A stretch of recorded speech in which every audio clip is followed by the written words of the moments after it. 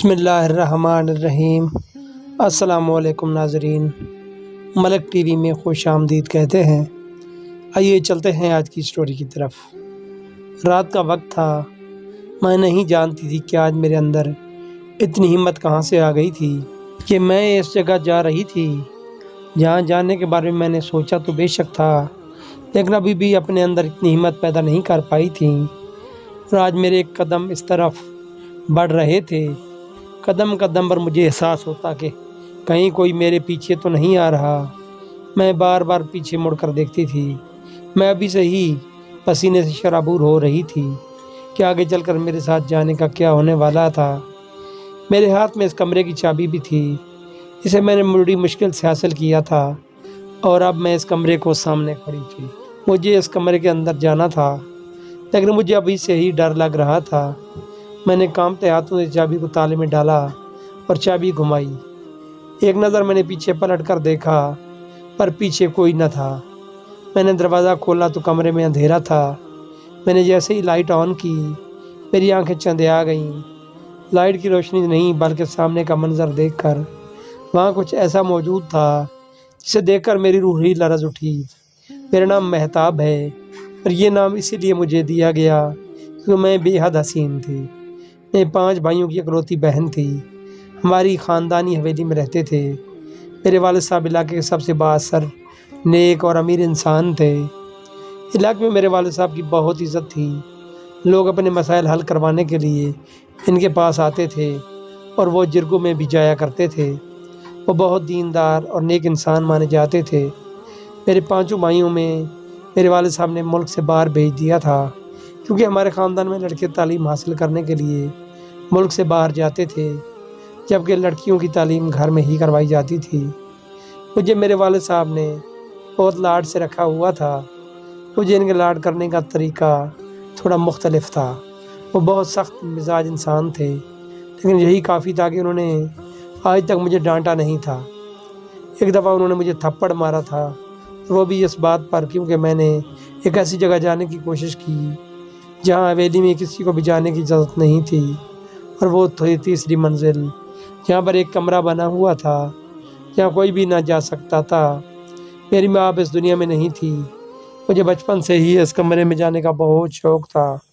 کہتے ہیں کہ انسان کو جس کام سے منع کیا جائے اس کام کرنے کے لیے اور بھی بے چین ہو جاتا ہے۔ میرے ساتھ یہی معاملہ ہوا تھا۔ جب آخری بار میں اس کمرے میں جانے کی کوشش کی تو میری عمر 12 سال تھی۔ میرے والد صاحب نے اس بات پر مجھے تھپڑ مارا تھا، وہ بھی اتنا زوردار تھا کہ میں آج سے آج تک بھولی نہیں تھی۔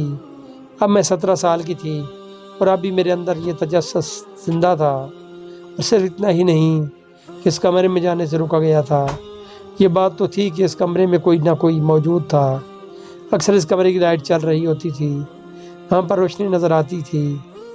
عجیب بات یہ تھی کہ وہ روشنی دن کے وقت بند کر دی جاتی تھی اور رات کو نظر آتی۔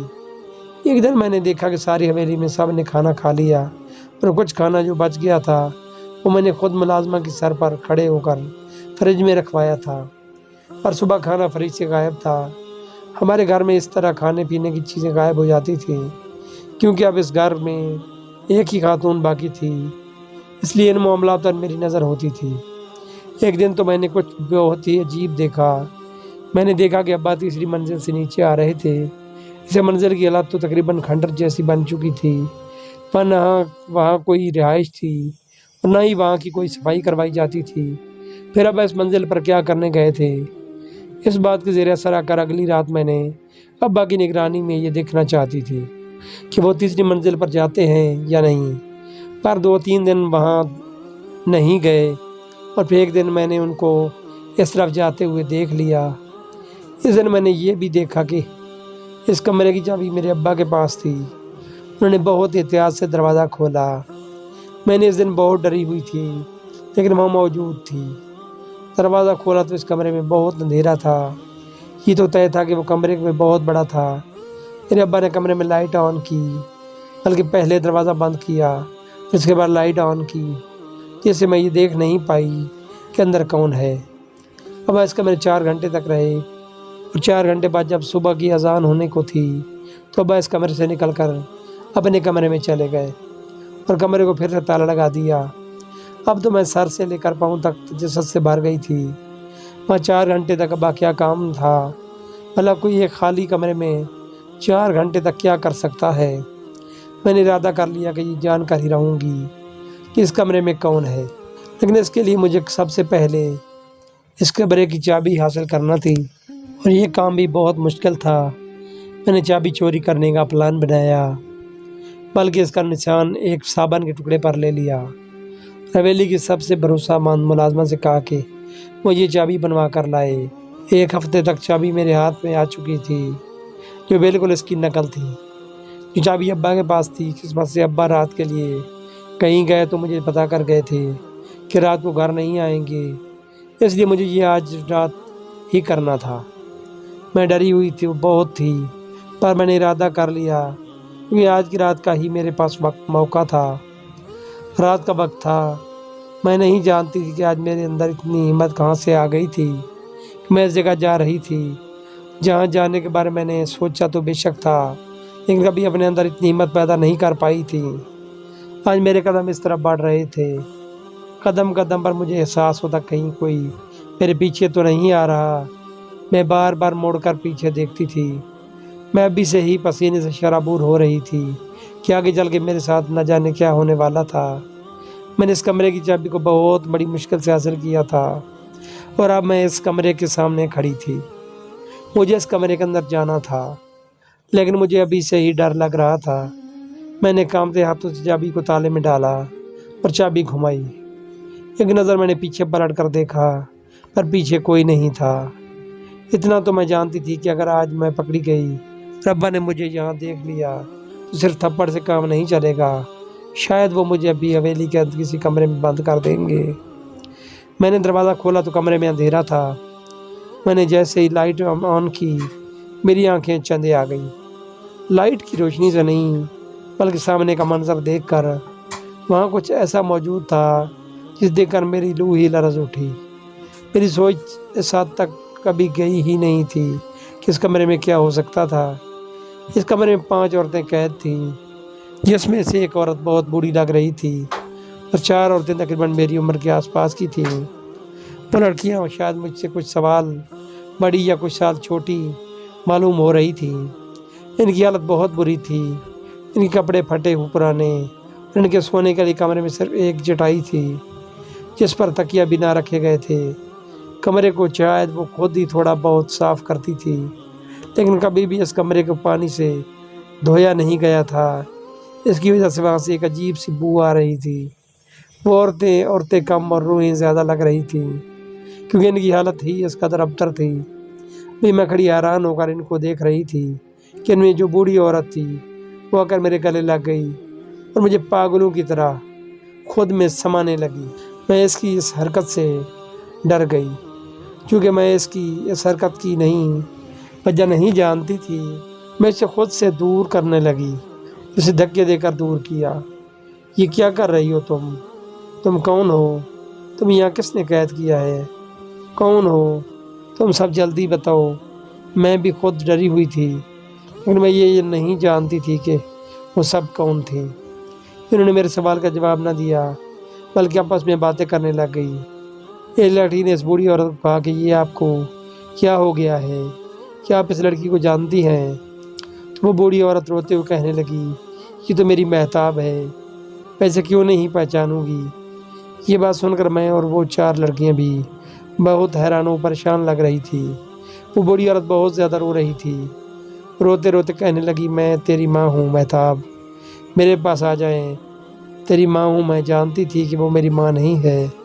میری ماں کا نام تو عالیہ تھا، جن کی تصویر میں نے دیکھی تھی، اور 15 سال تک میں انہی کے ساتھ ہی رہی تھی۔ جب میں 15 سال کی تھی تو عالیہ بی بی یعنی میری ماں اس دنیا سے چلی گئی تھی۔ یہ عورت میری ماں کیسے ہو سکتی تھی؟ میں نے تو اسے آج سے پہلے کبھی دیکھا بھی نہیں تھا۔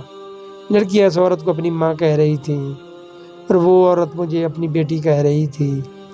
بات کی کچھ سمجھ نہیں آ رہی تھی۔ وہ عورت روتے ہوئے بار بار مجھے اپنی طرف بلاتی تھی، کبھی میرے طرف بڑھنے کی کوشش کرتی۔ میں جھجلا گئی اور ہلا کر پوچھا کہ تم سب کون ہو اور یہاں کیا کر رہی ہو؟ تو وہ عورت مجھے بتانے لگی کہ وہ کون ہے۔ اس نے کہا کہ میرا نام عرفانہ ہے اور میں تمہاری ماں ہوں، یہ چاروں میری ہی بیٹیاں ہیں اور تم بھی میری بیٹی ہو، اور وہ 5 بھائی جن کو تم اپنا بھائی کہتی ہو وہ بھی میری ہی اولاد ہے۔ میں اس دنیا کے سب سے بد نصیب ماں ہوں۔ تو ہمارا باپ حشمت خان جو آج اس علاقے کا ولی وارث بنا پھرتا ہے، اس شاندار حویلی کا مالک بھی ہے، اس کے پاس 2 وقت کی روٹی بھی نہیں ہوتی تھی اور یہ دولت کمانے کے مختلف طریقوں میں پڑا رہتا تھا۔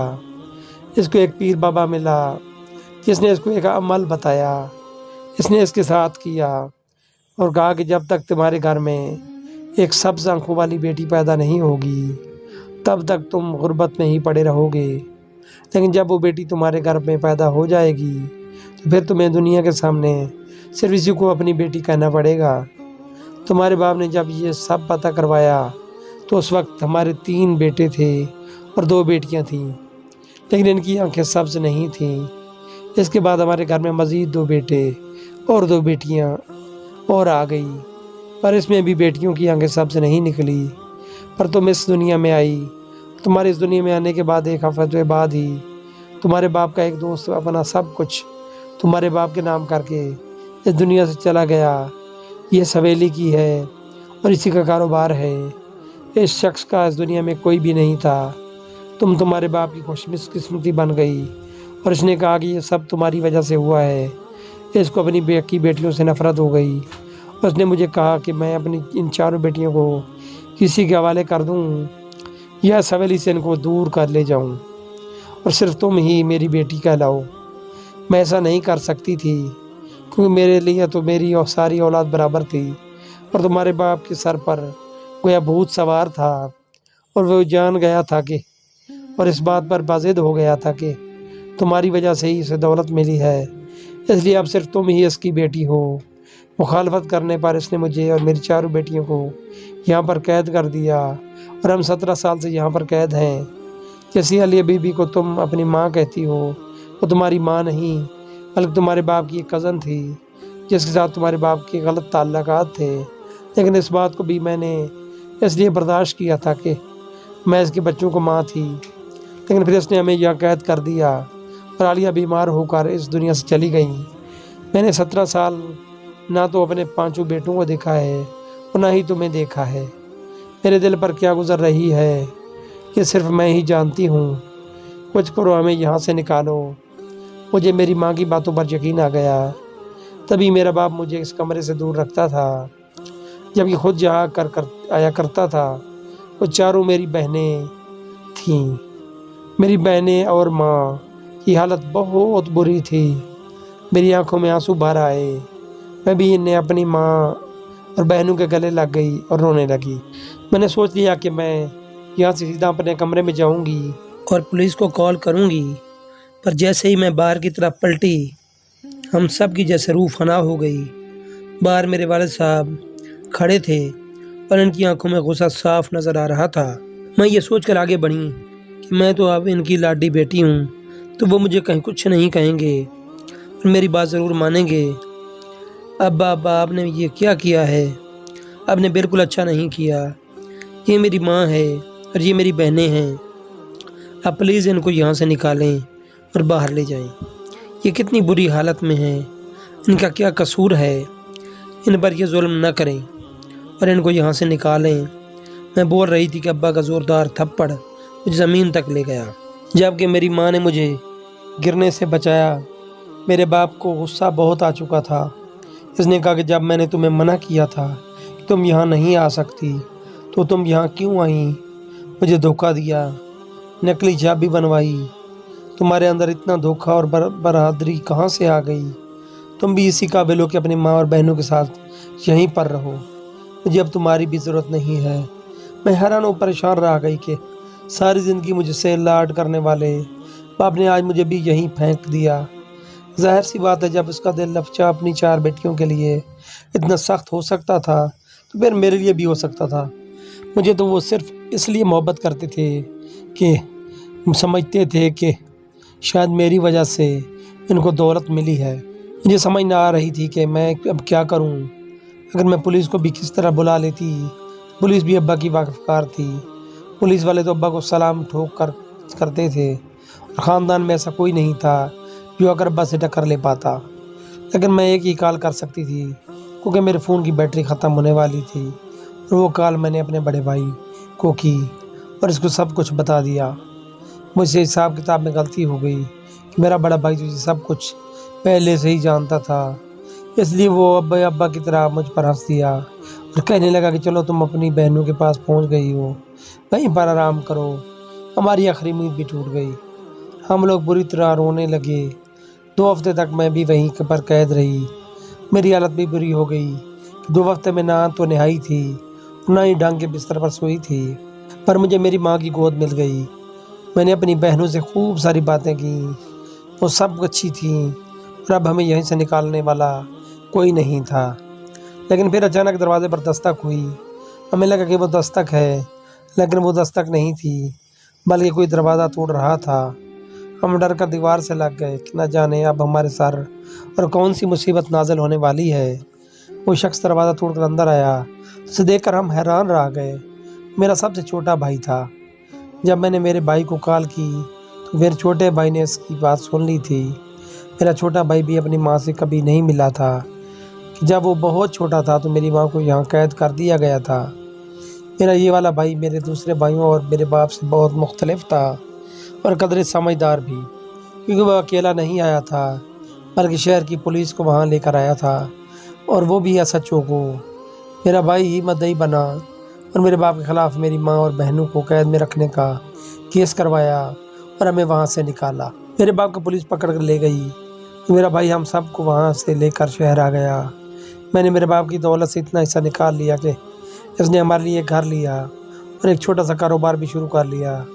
میرا باپ بہت اثر رسوخ والا تھا، لیکن پھر بھی اس کیس سے نکلنے کے لیے اسے بہت ہاتھ پیر مارنے پڑے اور 7 سال سزا ہو گئے۔ جبکہ میرا دوسرا بھائی بھی ہمارے پاس واپس آ گیا اور تیسرا بھائی، اب ہم 3 بہن بھائی اور 5 بہنیں ساتھ رہتے ہیں۔ میری امی دعا کرتی ہیں کہ میرے دونوں بھائیوں کو بھی اللہ ہدایت دے اور وہ بھی ہمارے پاس لوٹ آئیں۔ ہماری زندگی پہلے سے بہتر ہے، ہم لوگ ایک ساتھ رہتے ہیں اور اپنی زندگی اچھے طریقے سے گزار رہے ہیں۔